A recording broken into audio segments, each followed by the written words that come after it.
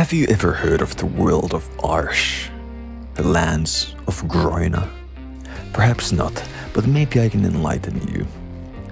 What I'd like to present to you here is a story written by a band called Arctic's Booze Bus, the greatest band in the world. My favorite band, in fact. This is a tale, an ancient tale from lands far away. And it is called The Legend of Wartcock by Arctic's Booze Bus and Lloyd Monko. The Arctic Kingdom of Syphilia long had the frigid domain nested in the coldest reaches of Groina, wealthy through commerce and highly respected for their magical might. Our story takes place in the year 1455, fourth moon of the Trinka, when Princess Calorina Diseasus Syphilia was captured by orcs on her way home from the neighboring country of Linden. This would have drastic consequences. Upon hearing the news of his daughter's capture, King Krakus Sepsis Diseasus Syphilia III declared a bounty upon the orc settlement. Whoever could bring back the princess alive would be awarded 100,000 gold gonorrheans and her hand or foot in marriage. Word spread quickly. The first one to rush to her aid was the captain of the semi-royal guard, 2nd Division, and biggest fuckboy in the kingdom, Sir Gerolf Urethreus. His unit was entirely made up, created purely for tax evasion and to give him and his gang of idiots meaningless titles. The man possessed skill with neither blade nor magic, but seeing as he had lied, cheated and otherwise undeservedly blundered his way through life thus far, he saw no reason why he'd be met with anything but success in this endeavor. Many others would follow and sign up for the task. After all, with the generous bounty in hand, one would never have to worry about anything again. There were mostly adventurers and retired soldiers, or just ordinary townsfolk, but the one stood out from the rest. A man wearing simple, ragged robes, wielding a long wooden staff. Poor in appearance, but clearly highly experienced and oozing with magical power. The king knew him well, Smegmar Chlamydia, better known by the name given to him by the local prostitutes, Wartcock. Once a teacher at the South Syphilia School of Magic, he was ultimately expelled for his extreme temper and for using school property to experiment with his own obscene spellcraft. However disliked he may have been, everyone still recognized his skill in sorcery. Wartcock's understanding of poison magic was unparalleled in Syphilia, and he was constantly inventing new incantations and runes for unbelievable diseases and afflictions. For years, he had been applying to become an official court magician for the king, as this would give him the resources to properly conduct his research, but the king could not stand him. Rescuing the princess could finally be his chance. Wartcock stood before the visibly disgusted king. My lord, you know why I'm here. If I rescue your daughter, the princess, you will make me a court magician. The king looked at him for a moment and sighed. Very well. You do this worth chlamydia, and I will reconsider your proposition. Yes, my lord. I will not fail you. Wartcock bowed to the king and began walking away. Oh, and my lord, he said, turning back towards the king. Wartcock is fine. After all, I do have wards on my... Just go. A day later, Wartcock arrived outside the orc settlement. The charred remains of campsites laid by the first to arrive littered the ravaged forest clearing. They had been utterly destroyed by the orcs. The settlement itself was crudely built but heavily fortified, with no orcs in sight outside it.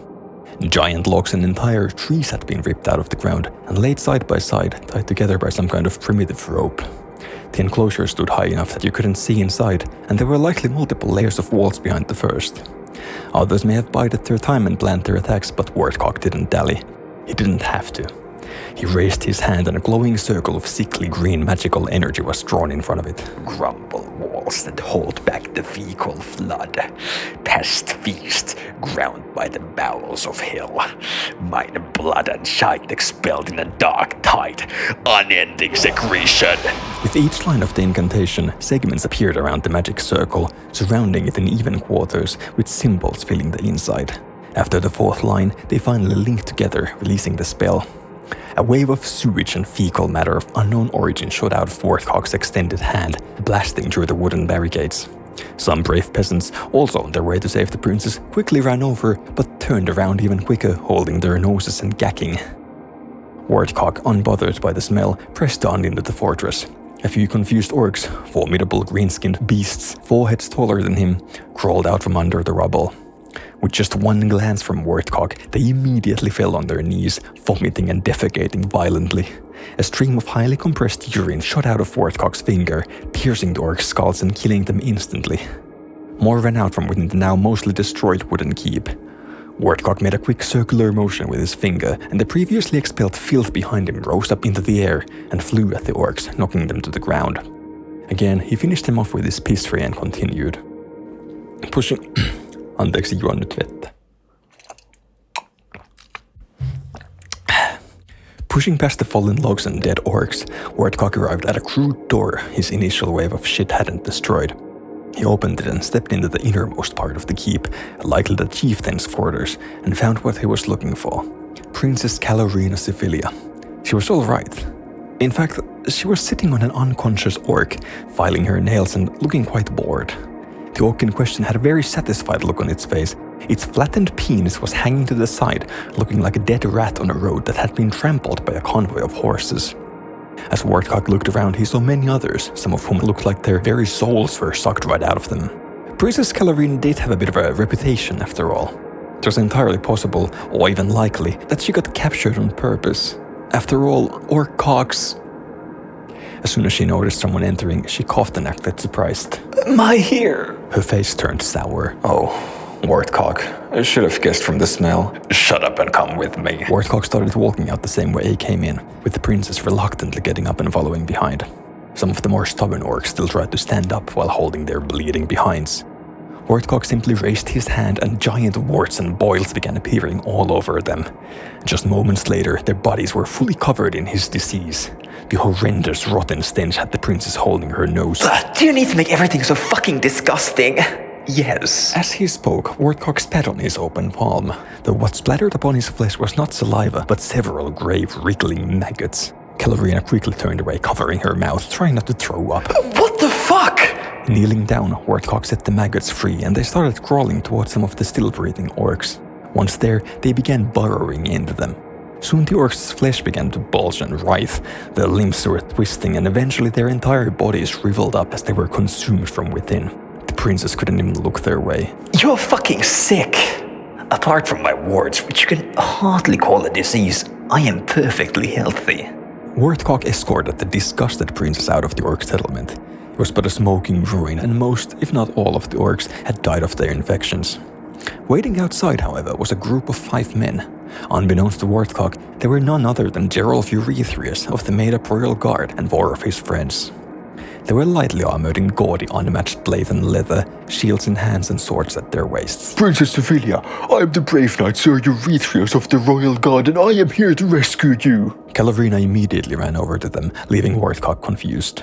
Urethreus grabbed her hand, shifted her behind his back and turned his gaze towards Wartcock. Well, if it isn't Wartcock. 2 of the men drew their swords with a grin. Wartcock readied his staff. You were behind this all along, weren't you? What? Grumbled Wartcock. I think we ought to teach you a little lesson. Urethreus too drew his sword and assumed what he surely believed to be a combat stance. Wartcock had already started an incantation. Drink deep from the river of fire. Boil and simmer. Turn inside out. Meet your end in liquid pain. Hell shard! A faint light shot forth from his hand, but his enemies did not cower. Instead, all 5 flipped around their shields, revealing a glowing shard of glass fixed to each one. Wartcock's eyes went wide. No! He gasped in horror, immediately beginning to chant a counterspell, but it was too late. This was not ordinary glass. The shards were pieces of a rare artifact known as the Mirror of Magic Reflection. Even split into pieces, it could lessen the effect of most area spells and entirely reflect back a targeted spell to its caster. Wartcock had scaled his spell for 5 targets and now received the full titanic blast of it on himself. The counterspell for Hellshard, and for most of his creations, was simply the original incantation read backwards. As experienced as he was, trying to chant it while spewing boiling hot liquid shit out of his asshole was extremely difficult. The mirror shards on the shields shattered, and the 5 men threw them on the ground. Gerolf ran up to Wartcock, who was barely able to stand, and kicked him in the face. He'd finished chanting the counterspell, but didn't have any strength left to grab a healing potion from his pouch. Furthermore, as he was hurting all over, healing magic wouldn't have been too useful, nor would he have had the focus required to use it. With the cursed mage now lying on his back, Gerolf started stomping on his face while shouting, Every fucking time you do one of your fucking experiments, all of South Syphilia smells like shit for a month. His gang joined in. Fuck you, Wartcock. Fuck off from Syphilia. This city smells like something off your fucking ass. You fucking long-necked ass. Wartcock was powerless to resist and eventually slipped into unconsciousness. And once Gerolf and his gang had had enough, they spit on him and left him for dead. Days passed. Wartcock had finally recovered some of his strength by subconsciously pricking his finger to perform a blood sacrifice. All of his teeth were still missing and most of his bones were fractured, but he could now make his way to the main road and get a ride back to Syphilia city. And his way to the road he did indeed make, though it was quite painful. Thankfully, most people outside Syphilia weren't familiar with him, so on this public road, it was likely that someone would stop and help him. Eventually, a trader heading the same way in a horse-drawn carriage did see him. Wartcock told him he was mugged, which was believable as he was looted of all valuables while laying in the woods for so long. All he had now were his dirty old robes and his trusty staff, left behind only because of the curse of warts cast on them. To pay for the ride, he cured the trader of his constipation. Back in Syphilia, he painstakingly dragged himself to the shack he called home, where he greedily chugged several healing potions. His fractured bones were mended quickly, and an unholy potion even restored his teeth to their former rotten state. Now it was time to scheme. Obviously, as Wartcock had failed to retrieve the princess, his chances of ever working with the king again were gone. The knights who attacked him had most likely returned here long ago and claimed the royal bounty. Wartcock sat down, deep in thought. In truth, he felt he had nothing to lose anymore. Sure, he could move away from Syphilia and try his luck with other leaders, but his skill set was very specific. In his eyes, those in power were too stupid to see the might of biological warfare, and he could never be satisfied with being a simple healer. Wartcock craved more. He wanted to make a name for himself, not as Wartcock, the mage who smells like shit, but as Wartcock, the scourge of Syphilia, ender of rains, the plague of humanity, master of disease. And if King Syphilia couldn't see his vision, Wartcock would just have to make him into an example. They say his evil laughter could be heard throughout the night as he crafted his ultimate spell. Upon returning to the royal palace the following morning, Wartcock was stopped at the gate. Two heavily armored guards crossed their spears to block his path, and shortly after, one of the king's advisors stepped out of a small side door. And what business might you have with His Highness? Wartcock explained his situation. Even if I wasn't the one to bring her back, I wish to see that Princess Calorina has returned safely. The advisor, an older man, looked at him for a moment and gave a quick glance to the two guards, who further straightened their posture and tightened their grip on their weapons. Very well, I will relay this to His Highness. He stepped back inside. The advisor soon returned with a scroll of parchment, which he unfurled and read for Wartcock. His Royal Highness the King says, fuck you, Wartcock. Fuck you, Wartcock, tramped the guards in unison while stomping their boots. What? His Highness has no further business with you. You may leave. Wartcock gave all three a long blank stare and turned around with a grunt. But as he was walking away, the advisor and the two guards were suddenly flung ass first into the air. Before they had any time to react, the contents of their bowels were streaming out of their rears with such force that they tore the advisor's pants and even punched straight through the god's steel plate armor. The shite flew in a neat arc straight into their mouths, sending the gods' helmets flying. Circulation! Shouted Wartcock, turning around. Both of his hands raised up to his chest. Blood and shit was now violently shooting out of the three men, moving ever faster into their mouths until their entire bodies were spinning in the air. Wartcock then quickly lowered his hands and their limp, mangled corpses slammed into the ground with a sickening sound of bone shattering and viscous liquid splashing around, like a hoe plunged into a wet, muddy field. Without giving them a single look, Wartcock stepped over their bodies and into the palace. It was common knowledge that places of importance, such as the royal palace, were lined with wards and runes that prevented the manipulation of mana, making spellcasting impossible within them. As the king saw Wartcock enter the throne room, he eyed him calmly, confident in his palace warding against magic. You have no power here, Chlamydia, he said menacingly as royal guards started pouring in from the doors behind his throne. We'll see about, said Wartcock, throwing back his cloak. that! Two crude bombs he had made by wrapping paper around some gunpowder flew forth, straight into the lanterns on the palace walls. Sticky from the mucus his hands naturally secrete, they stuck to the lanterns and exploded. The blast briefly disrupted the wards holding back Wartcock's magical powers, and in that instant, his eyes took on a baleful glow of magic. Channeling mana into his forearms, he clenched his fists, bursting many of the myriad wards decorating his diseased flesh. Pus shot out of them like bullets, hitting several precise spots on the walls. The sound of magic dissipating echoed in the room. The king looked on in utter shock. Wartcock had carefully studied everything about the palace and calculated his attack.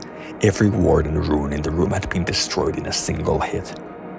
With all his powers back, Wartcock brought his arms to his sides. Blackened veins covered his skin, and sickening green liquid fell from his hands.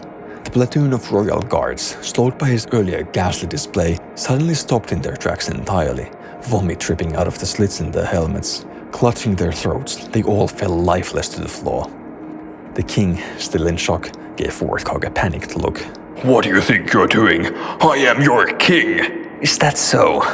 All I see is an old man about to shit himself. What? Wartcock swiped down with his right hand and the king did just that. Shit himself. Stop this at once!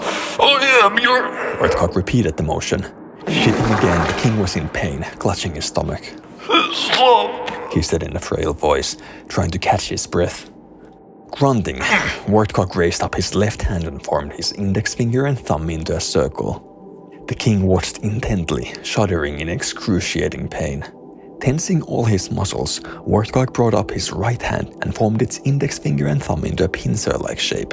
He then inserted said pincer into the previously formed hole, and again with a strained grunt, pulled.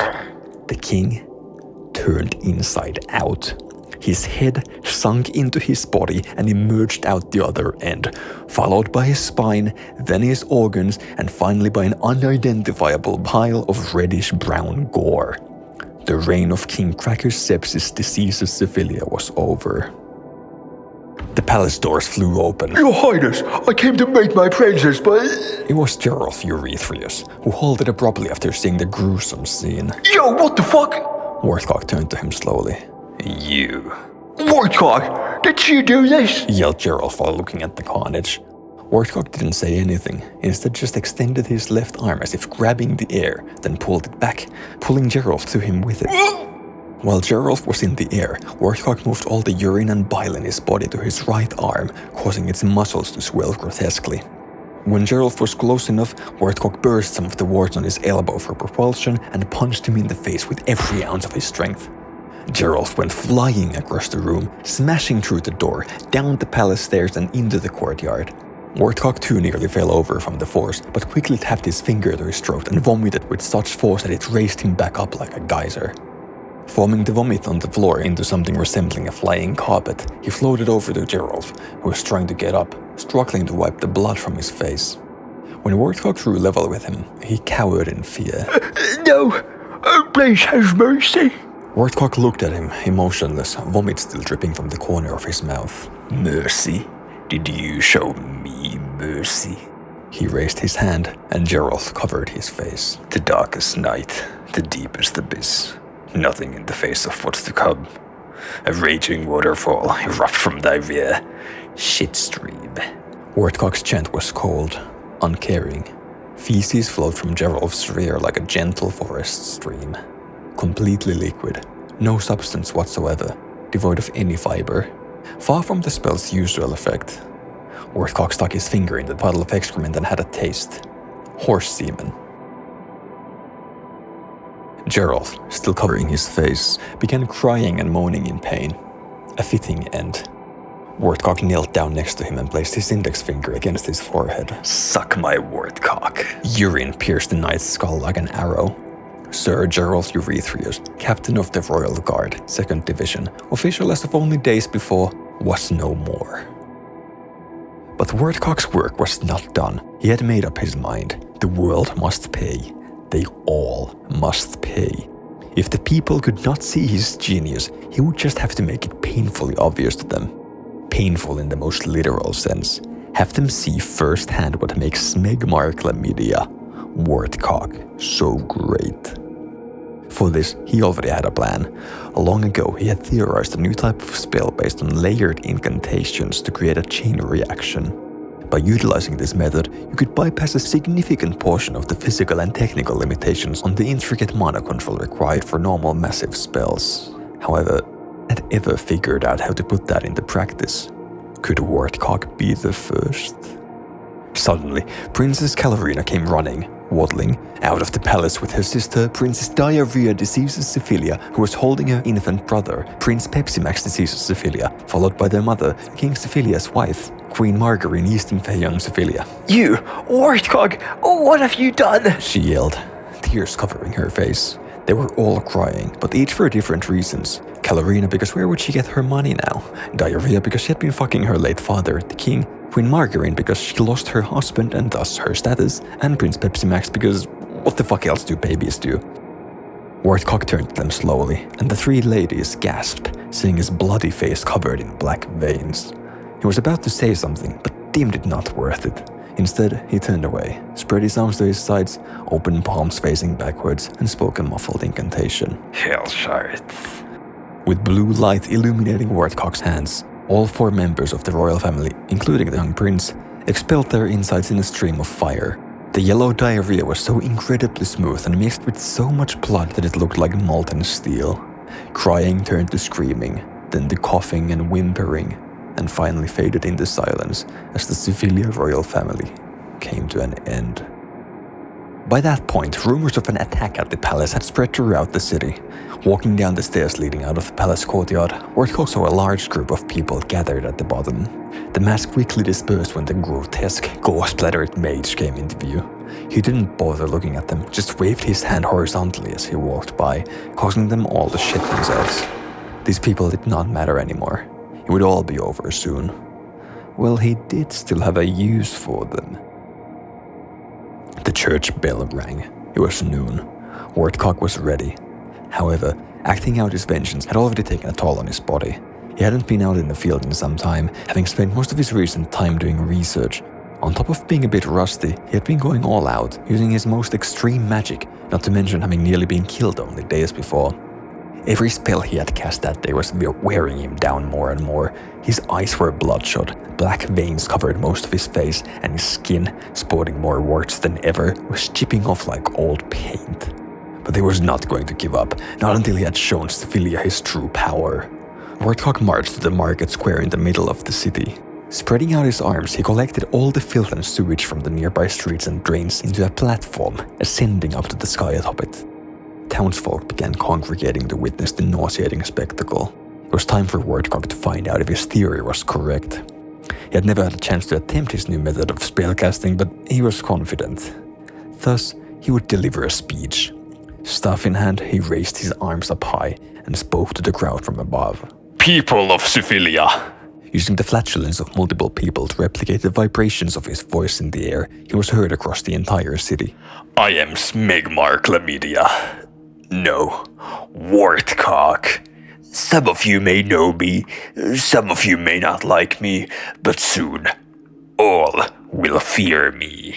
A massive crowd had gathered, both around him in the market square and around his flatulent relays. Those who knew of Wartcock weren't very impressed. They had seen his magic, they had smelt his tricks. Those still unaware were simply confused. Wartcock kept speaking. Tonight, when the sun sets, this world will end. If any survive this fecal Armageddon, they shall spread the word of Wartcock, the greatest mage in Syphilia, in the Arctic, in the world. No one was taking him seriously. Why would they? While some curious people stayed to see what would happen, most just took his words as the ramblings of a madman and continued about their lives. A man preaching atop a floating pile of shit was, surprisingly, not entirely uncommon.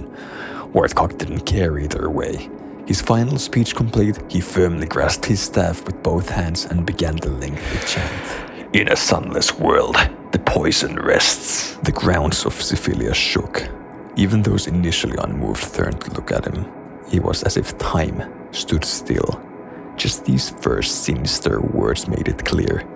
This was no ordinary spell. A circular magic formation of a peculiar design emerged above Wartcock, casting a vile green glow upon him. Fed by the weak, the powerless. With every word, the skies seemed to grow darker. A sudden, the people closest to Wartcock slumped and began mindlessly drifting towards him, completely enthralled. Cold sweat enveloped the masses as they observed this strange behavior. Honored you are to join its feast. Alongside the people, even rocks and pebbles on the street were wandering towards him, drawn in by his mysterious magic. Those still unaffected had begun to back away, but more and more were being captivated by the spell, marching to heed his call. Succumb to me, admit defeat. A horde of mindless citizens had surrounded the center of the market square upon which Wartcock was still floating. The few who had resisted his magic had hidden or ran away, but he was not alone. Wartcock was hated by most, but also respected for his skill in magic. Thus, a handful of mages and scholars who could ward off his power had gathered to observe his unconventional spellcraft. As Wartcock finished chanting the fourth line, they were all thinking the same. Why didn't the magic formation close? By all standards of modern magic, incantations are limited to 4 effects, and the final line would typically just be the name of the spell. Mana in magic formations would dissipate if molded too much, and there was no proven way to circumvent this. Yet, this mysterious formation with all its 4 parts ingrained remained open, as if waiting for more. Wartcock too looked up with a pondering but confident expression, then focused and continued. To tear apart your wretched existence. The incomplete magic formation sat in the sky, turning with its eerie arcane hum. Even with Wartcock's next line, it did not close, did not release a spell. Instead, a new dot of light appeared just off the edge of the circular formation. Like a snake, it began spreading out clockwise, slowly worming its way around the outermost circle. Drawing near completion, it did not close, but branched inwards. When the first formation had been left open, this new circle forged a path. A bridge was formed between them.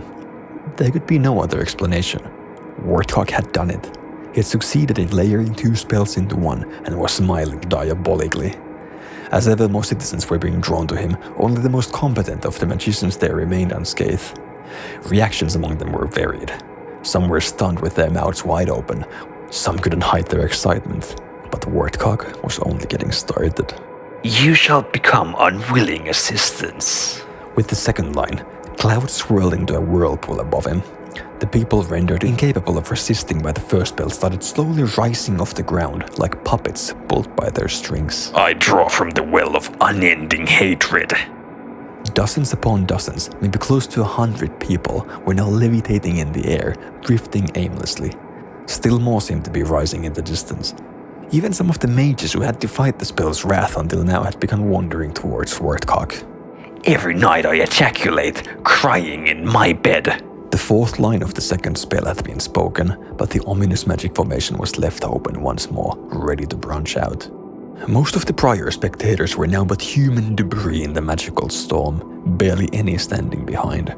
Wartcock, looking very exhausted, was still not done. Holding onto his staff for support, he began the incantation for what must be the third layer. Flies on my turds, eels in my pants. Another circle was drawn, enfolding the 2 earlier layers in its glow. Visible streams of mana erupted out of the people suspended in the air, flowing into the formation. Wartcock's eyes took on an obscene white glow as he appeared to regain his stamina. At this point, it was obvious to the last few mages observing the spellcraft what was happening. Human sacrifice. To cast any extremely large-scale spells, you required multiple potent mages, as well as an external source of power, be it mana poured into an altar or life sacrifice. It was absolutely unheard of that a spell of this magnitude could be cast by a single person. Wartcock had created a single layered incantation that used living beings around him as sacrifice, extracting their magic power for himself. This had certainly been tried before, but it had never been successful. And never could anyone have thought of doing all of the various steps in a single incantation. Those still standing and watching were obviously unable to stop Wartcock now, but even if they could, this was a monumental breakthrough in magic.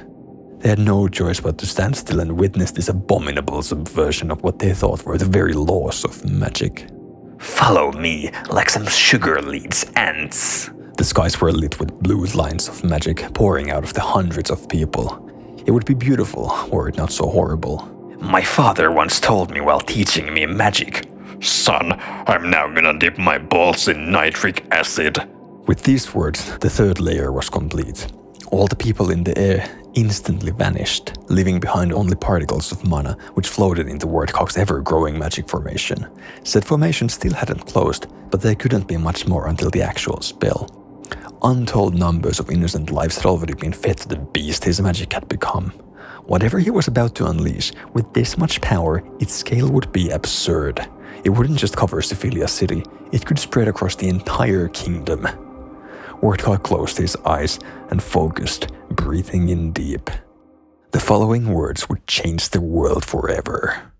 Everything will drown in a thick dark mist. Welcome its touch, its deadly kiss. Turn all into a lifeless, grey ruin. Wart world. Wartcock spoke the final incantation, and the massive magic formation of myriad revolving circles finally closed. There was no flash, no rumble, no shockwave, just silence. The circles faded, collapsing inwards. No, condensing. All the magical energy congregated in the center and slowly turned into a black goop that trickled down onto Wartcock's hand. He admired his work as it passed through his fingers, falling onto the ground far below. As it collided with the cold pavement of the market square, it immediately bubbled and boiled, turning into a dark mist that spread around ominously. The goop dripping down seemed to never end, turning into more and more mist, covering all of the square, wriggling its way around building as it formed what could only be described as an ocean of death. There was no one inside anymore. Any people within a dozen blocks had likely been devoured by the spell. Wartcock, floating up on his raft, stared straight ahead, as though waiting for something. Two people were peeking out of the window of a store at the edge of the square. They were one of the few surviving mages and his wife, sister, and daughter. Hiding under a protective bubble of magic, they were both spared from the collection and had witnessed the entire event. Now, however, the black mist was slowly drifting towards them. The woman was sobbing in fear, but the man could not hide his exultation. With such preparation, that spell must be something incredible. He stopped to think for a moment. He could be the last one alive. Someone had to document all this. His face stiff with determination, the man embraced his wife and daughter and whispered an incantation to freeze her legs in place. What? Monkus, what are you doing? The man walked backwards into the shadows with a cold, blank expression and took a little notebook from his chest pocket. Grabbing a tiny vial of ink and a quill from another pocket, he stood in wait. I'm sorry, dear. It's for science. He had to see Wartcock's revolutionary spell's power for himself, even if it cost him everything. The woman was begging for help. Monkus, dear, please. The mist was seeping in from any cracks in the building, slowly drifting towards her. The man was just standing there, ready to write down whatever he saw. Dark wisps, like hands, moving ever closer, caught up to the crying woman. The moment it touched her leg, her skin started to blacken and rot away. Something seemed to be moving up her blood vessels as if the mist had entered her body. Monkus, father. The woman's voice had turned frail as her throat started to close up. The resolute man was staring at the scene, mouth agape, jotting down everything with trembling hands. Spots on her rapidly drying skin, nails and hair falling off, heavy breathing, drooling, necrosis, eyes losing color, symptoms of various diseases, symptoms that would normally take days to develop, and not just of all the common diseases. Among them were many more. Diseases thought to be long gone. Groin rot, nut sap, bush mold, butcher's rash, crotch creak, shaft warp, horse fever, beaver's tail, bone melt, arctic spine tangle. The list goes on. With the woman turning into a barely recognizable husk, the man was shaking all over, trying to write down everything he could. He wouldn't survive, but these findings had to be passed on. As he frantically scribbled down anything he could, the mist finally caught up to him too. The quill fell from his hand. His eyes rolled back. His mouth was foaming. Not from the mist or any disease, but from excitement. Before the mist could infect him, he died of an orgasm-induced heart attack that caused all of his arteries to rupture. His sperm cells became Wartcock's youngest victims. Anyone not caught in the mana collection had fled Syphilia City and were grouping outside the walls, trying to understand what was happening. Guards were lined up between the people and the large city gate, prepared for whatever may come. And through that gate, they were the first to see it.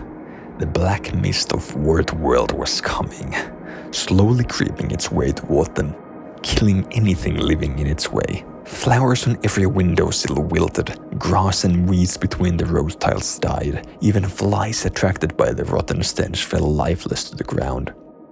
Upon seeing this, the people obviously panicked. Some ran away screaming, some fell down, too scared to move. No matter what, they all succumbed to Wartcock's spell. A field of corpses formed a ring around Syphilia City, but the mist did not stop.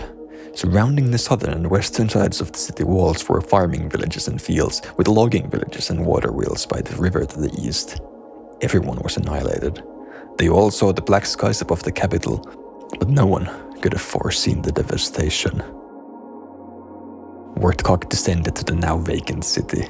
Accompanied by nothing but the faint howl of the wind, he stepped off into the mist. It moved away from his feet, making way for him. Climbing up to meet his hand, the mist twisted its vaporous tendrils around his arm. In complete silence, he once again admired his greatest work. It was the middle of the day, but Syphilia was dark as night. Not a single living being as far as the eye could see. Wartcock was all alone now, with the quiet, deathly mist of World swirling around him. And he was satisfied. His work was done. Pulling his hood back on, Wartcock began walking towards the city gates, never to be heard from again. The capital, Syphilia City, and its closest villages had fallen, but the Kingdom of Syphilia was vast. The seemingly endless dark mist kept moving on, spreading through fields, forests, villages and cities, leaving nothing but rotten wasteland in its wake. Within a week, it had covered all of the kingdom, from the chilly shores of the frozen sea in the north to the border of the Linden Republic to the south. There was no one left. Syphilia was no more. The once great kingdom, now just a more of lifeless remains.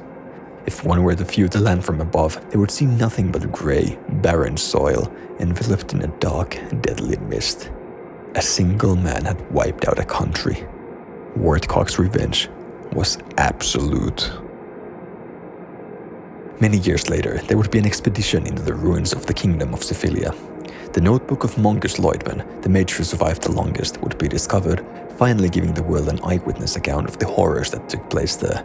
After great study, Wartcock's layered incantations would kick off a new era of magic. Everyone also found the rhyming in Wartworld very interesting, making it a standard practice. That in turn gave birth to deadly magic rap battles. The infamous spell would later be attempted again in a controlled environment, but its effects could not be replicated. Wartcock himself had disappeared, but there were always rumors of him floating about.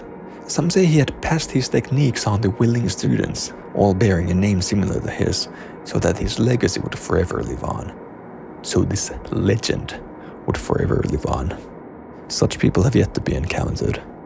Whatever the case may be, while everyone now knows his name, as long as he remains just a legend, the world will smell just a little bit less like shit.